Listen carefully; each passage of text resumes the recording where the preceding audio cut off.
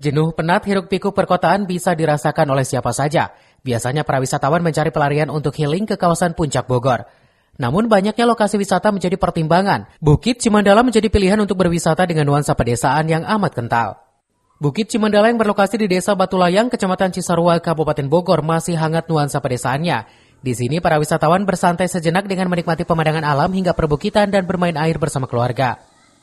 Ini merupakan salah satu objek desa wisata ya. Jadi desa wisata itu adalah rumahnya. Ini Cimandala merupakan salah satu objek karena memang kita ada yang objek tentang ke alam, ke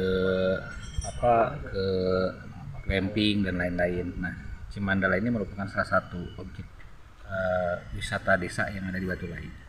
Lebih kepada edukasi mulai dari edukasi kita mulai dari seni budaya, edukasi lingkungan, bagaimana menjaga lingkungan, edukasi pengelolaan sampah, edukasi.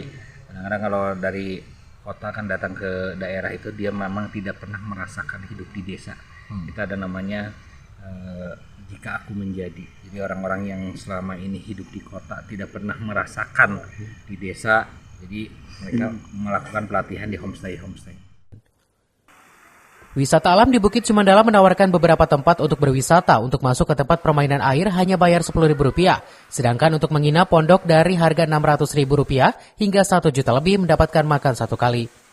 Dari Cisarua, Wawan Supriyatna melaporkan.